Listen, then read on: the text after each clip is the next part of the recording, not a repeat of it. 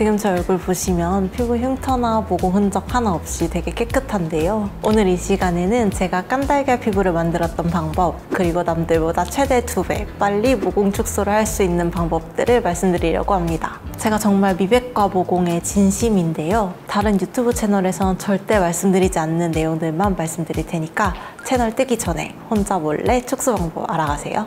안녕하세요. 피부의 진심인 의사 김태은입니다. 오늘의 주제는 모공 축소 최대 2배 빠르게 하는 방법입니다. 모공 최대 2배로 빨리 줄이는 방법을 알려면 모공에 대해 정확히 이해해야 하는데요. 우리 모공은 털이 자라는 통로와 피지가 나오는 통로 두 개를 합친 구멍입니다. 혹시 찌릿하고 바로 느낌 오셨을까요? 모공을 빨리 축소하려면 털이 자라는 피부를 튼튼하게 만들고 지나친 피지 분비를 막아야 합니다. 그리고 이미 시간이 지나 문제가 생긴 모공도 있겠죠? 이것도 빨리 회복시켜줘야 세로로 안 쳐지고 전체 모공이 빨리 작아집니다. 원장님, 그럼 이 중에서 뭐가 제일 중요할까요? 다 중요하죠. 근데 사실 모공은 일상관리가 정말 중요한데요. 체감상 모공은 일상이 8, 시술이 2 정도면 충분합니다. 특히 1번 피부 튼튼과 2번 피지 관리는 일상에서도 쉽게 할 수가 있거든요. 근데 정말 현실은 이 중요한 일상 관리를 정반대로 하고 계시는 경우가 아주 많습니다. 그래서 딱 일주일만 따라하면 바로 모공 꽉 조여지는 저만의 방법들을 설명드릴 건데요. 본인 방법과 비교해보시고 잘못된 부분 있으면 확인 한번 해보세요.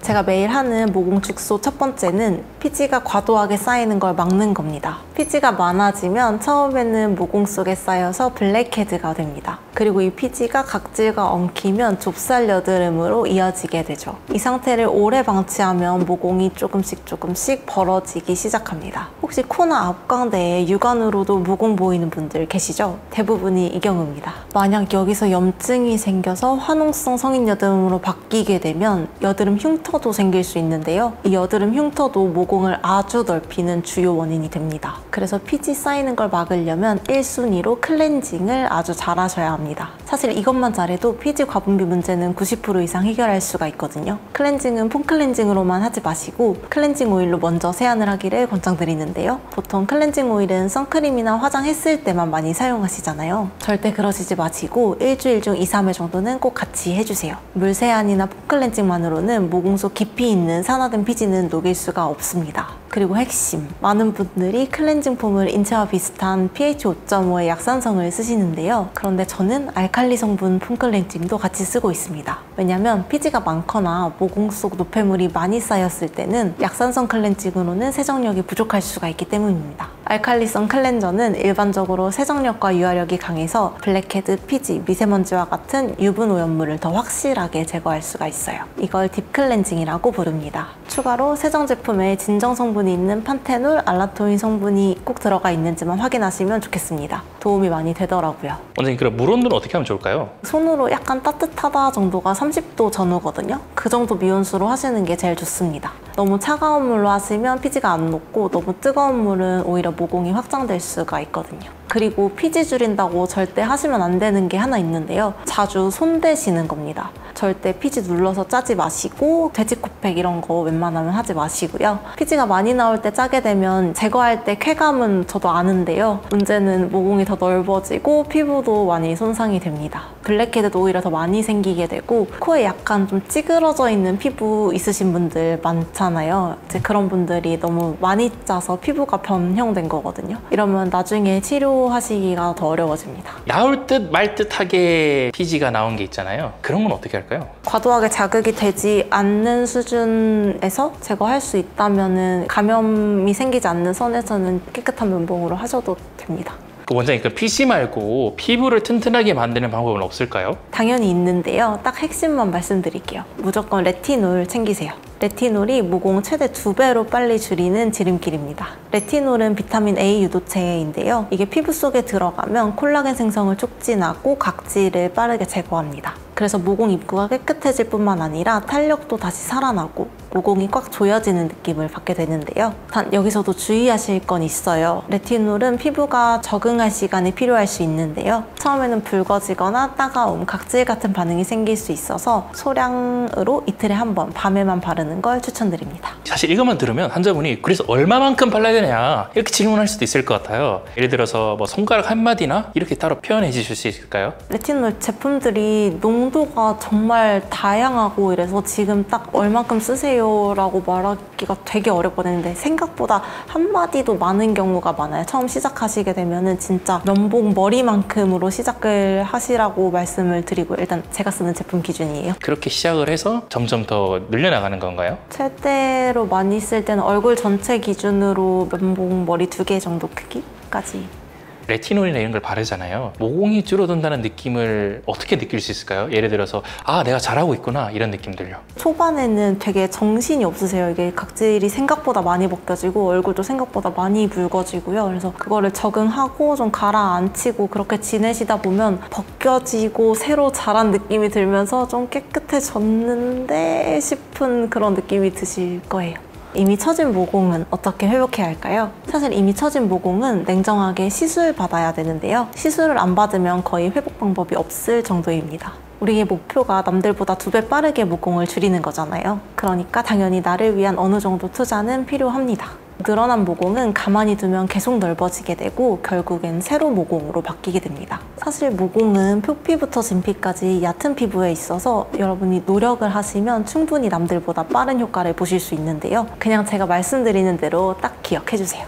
제 피부 보이시죠? 여러분도 이렇게 모공 꽉 조일 수 있습니다. 먼저 진피 탄력 재생은 시크린 레이저와 연어 추출 성분인 PDRN 그리고 피코프락스를 추천드리는데요. 시크린 레이저와 PDRN을 동시에 받으면 고주파로 진피층을 자극한 곳에 재생 효과를 만들 수 있습니다. 쉽게 말해 모공을 튼튼하게 만들고 넓어진 모공 속을 채워주는 거죠. 정말 눈에 띄는 탄력과 모공 조임 효과를 기대하실 수 있습니다. 그러면 원장님 시크릿 레이저 먼저 받아야 되겠네요? 맞아요. 길을 열어놓고 그 안에 PDRN을 채워서 재생을 유도하면 됩니다. PDRN하고 비슷한 성분이 리쥬란을 해도 상관없나요? 하셔도 될 것 같은데 리쥬란은 보통 주사로 맞으시는 게 더 효과적이라서 굳이 그렇게 권해드리고 있진 않아요. 피코프락셀은 모공도 넓고 흉터도 많을 때 도움이 되는데요. 진피층의 미세 손상을 유도해서 새살을 돋아나게 하는 방법입니다. 특히 울퉁불퉁한 모공결이나 여드름 자국이 많은 분들에게 도움이 됩니다. 가격이 비싸지도 않고 색소 침착까지 막을 수 있습니다. 아주 괜찮습니다. 원장님 근데 피코프락셀 아프지 않나요? 프락셀 하면 떠올리시는 그 피부 구멍 나는 그런 걸 많이 생각하시는데 피코프락셀은 약간 돋보기 원리로 진피층에만 콕콕콕 박는 거라서 통증도 생각보다 괜찮아요. 그래도 마취크림은 바르고 하는 게 좋겠죠? 맞아요. 마취크림은 하시고 하셔야 돼요. 마지막은 주사 시술인데요. 주베룩 스킨 부스터나 모공 주사를 받는 것도 좋습니다. 모공, 흉터, 잔주름 및 피부결 개선까지 한꺼번에 할 수 있는데요. 특히 스킨 부스터의 경우 보습의 물광 효과까지 들어가니 모공도 줄이고 피부결도 윤기나게 만들 수 있습니다. 모공 관리는 시술이 2, 일상이 8이라고 말씀드렸는데요. 오늘 말씀드린 일상 관리 꼭 그대로 따라해주세요. 그리고 넓은 모공을 빠르게 줄이려면 냉정히 시술도 필요하다는 것도 기억해 주시고요. 결국 10이 되려면 일상 8, 시술 2가 합쳐져야 되기 때문이죠. 그러면 만약에 환자분이 피지가 좀 많은 분인데 그럼 피지를 싹 다 녹일 필요는 없는 건가요? 모공 관련 시술 하시는 분들한테는 아쿠아필 하시고 시술 들어가시기를 권해드리고 있습니다. 원장님 그 모공 치료하면서 좀 기억에 남으신 분도 있을까요? 40대, 50대 환자분이셨는데 처음 시술을 받으시는 거예요. 시크린 레이저 1회차에 들어가고 모공주사 2회차 들어가고 프락셀 한 번 딱 들어가고 이렇게 했는데 다른 일로 진단기를 찍을 일이 있었거든요. 근데 모공이 너무 좋아져 있는 거예요. 저는 아직 시작도 안 했는데. 그래서 그분이 벌써 몇 번째 회원권을 끊어서 다니고 계시다는 게 떠오르네요. 얼굴 부위마다 여기는 조금 더 느릴 수 있다 아니면 줄어드는데도 내가 못 느낄 수 있다 하는 부위도 있을까요? 아무래도 코나 앞광대 쪽이 빨리 늘어나는 편이기도 하고 코는 또 유난히 통증을 심하게 느끼시기도 해서 아예 시술 자체를 코는 빼고 해주세요 하는 분들도 계셔서 코가 조금 유난히 치료가 어려운 것 같아요.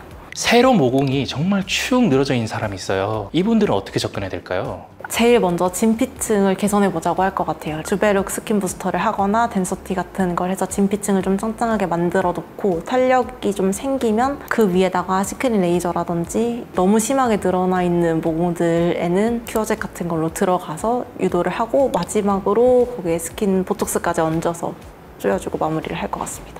오늘 이렇게 모공을 2배속으로 빨리 줄이는 방법을 말씀드렸는데요. 혹시 더 궁금한 내용 있으시면 댓글 부탁드리고요. 여러분의 피부를 위해 좋아요, 구독, 알림 설정까지 꼭 부탁드릴게요. 감사합니다. 닥터닭갈비 김태은이었습니다.